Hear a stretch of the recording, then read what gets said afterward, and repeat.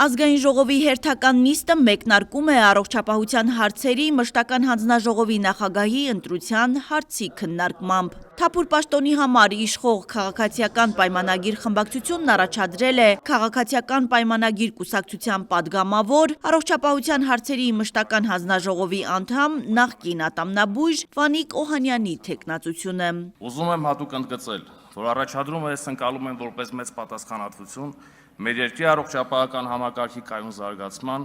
յուրաքանչյուր քաղաքացու առողջության պաշտպանության եւ ոլորտի ամրապնդման համար։ Չի կարելի խոսել առողջապահության ապագայի մասին չարձանագրելով այսօրվա խնդիրները, իսկ անելիքները պետք է անկեղծ լինենք շատ են։ Եվ բնականաբար դրանք չեն կուտակվել 1 կամ 2 տարում, անգամ 10 տարում, դրանք կուտակվել են տասնամյակների ընթացքում։ Տարիներ շարունակ մեր առողջապահական համակարգը զարգացել է անհավասար, հաճախ առանց բավարար ներդրումների եւ ռազմավարական հետեւողականության։ Արդյունքում մենք ժառանգել ենք ենթակառուցվածքներ, որոնք շատ դեպքերում չեն համապատասխանել ժամանակակից նորմերի եւ բժշկության չափանիշներին։ Վանիկ Օհանյանը պատասխանել է падգամավորների հարցերին։ Ուզում եմ հետաքրքրվել բուժաշխատողների լայնամասշտաբ դժգոհությունների մասին, երբ մարդիկ ասում են, որ իրենց ծանրաբեռնվածությունը էականորեն ավելացել է առողջապահության ապահովագրական հիմնադրամի գործունեության արդյունքում, բայց նրանց աշխատավարձի վճարումները 2-3 անգամով պակասել են։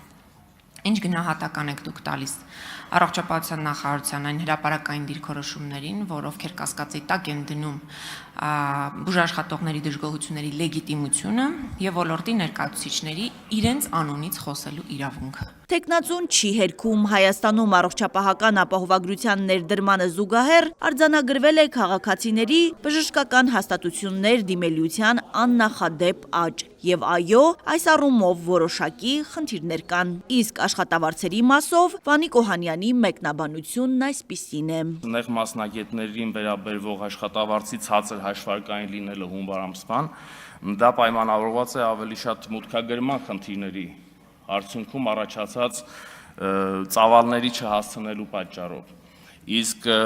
նաև նախարարը վերջերս հայտարարեց, որ փետրվար ամսին այն բոլոր խնդիրները, որոնք առաջացել էին հունվարին, կարող են վերահաշվարկվել եւ նաև հետադարձ վճարվել փետրվար ամսին հունվարի համար։ Եվ այս առումով կարծում եմ, որ կանոնակարգվի ընթացս, որովհետև ապահովագրության համակարգի նոր ներդրման հետ ես արդեն ասացի, որ որոշ խնդիրներ իհարկե ի հայտ կգան, եւ սա այդ խնդիրներից մեկն է։ Ըստ ընդդիմադիր падգամավոր Արմենուհի Գյուրեղյանի առողջապահության ոլորտում շատ բացեր կան, բայց падգամավորը նախընտրեց ԱԺ ամբիոնից խոսել առողջապահության ապահովագրության համակարգի ներդրումից։ Առանց նախապատրաստության նափալ-թափալ ներդրումը 15 օրվա մեջ չէր կարող շրջարարբերականների կարգերի անհրաժեշտ փաթեթ ապահովել։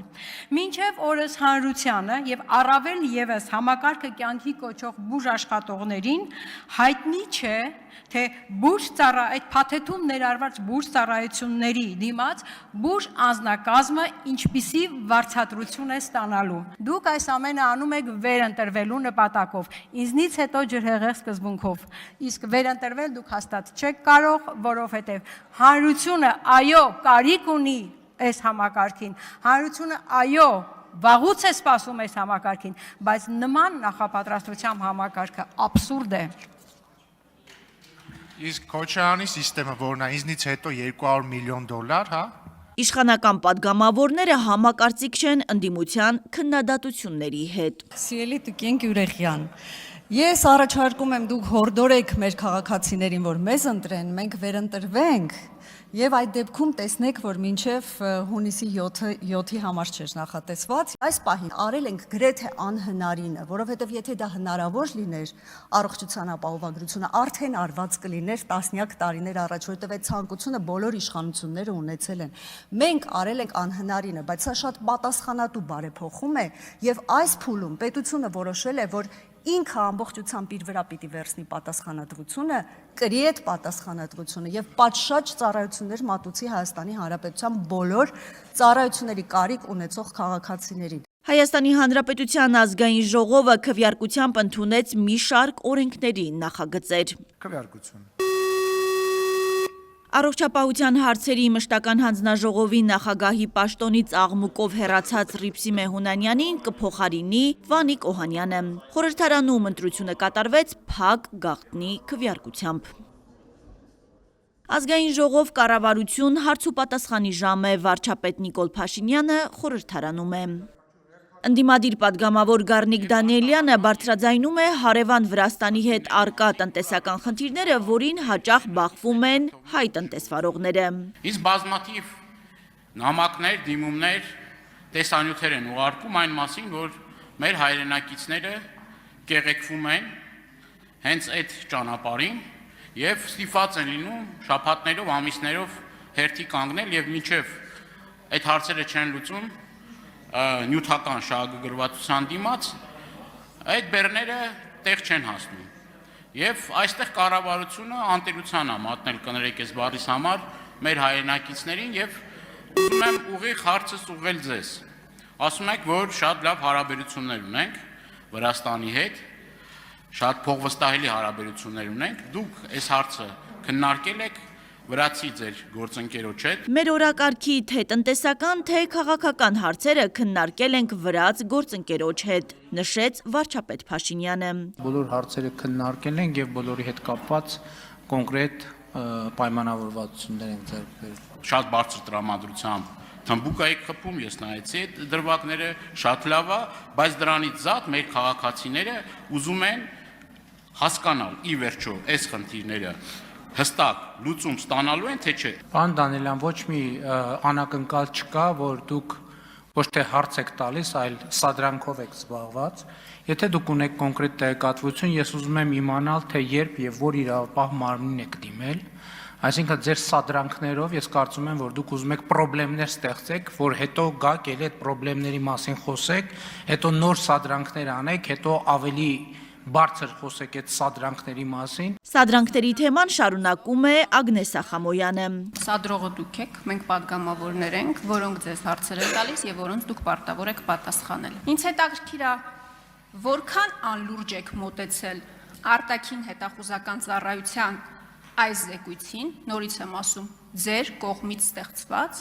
որ Իրան-Իսրայել-ԱՄՆ պատերազմի առաջին օրը անհոգ պերաշկեի կուտում ձեր քարոզարշավային ավտոբուսում։ Ձեր հարցը ծայրից ծայր նրա մասին է, որ Հայաստանում կան ինստիտուտներ, որ անկախ նրանից, թե վարչապետը որտեղ է կամ ինչով է զբաղված,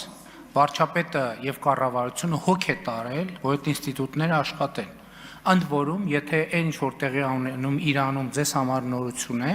Հայաստանի պետական ինստիտուտների համար նորություն չէ, այս իրավիճակը տարիներով է զարգանում։ Ձեր հարցի համատեքստում անհասկանալի է, ինչի ազգային ժողովի նիստը չենք չեղարկել ընդհանրապես։ Որ գանք այստեղ, ասենք 1000 ներողություն, ինչ որ սադրիչ անկապ հարցեր հնչեն, մենք դրանով պետության բանը վտանգենք, ինչ եք նիստ անում, չեղարկեք նիստը։ Այս երեխեքին ինչ եք վերել ստեղ նստացրել։ 1000 ներողություն։ Ու որ ինձ ասում եք պերաշկ ենք ուտում, ձեզնից չի երևում, որ ինչ որ հացադուլ հայտարարած եւ քուրց հակած վիճակում եք։ Ինչի գլխներիդ մոխիր լծրած չի ձեր բանի խմբակցության եւ ինչի քուրց չեք հակել։ Կամ ինչի չեք ինքնահրկիզվում ընդհանրապես, ես չեմ հասկանում։ Խամոյանն արձագանքում է։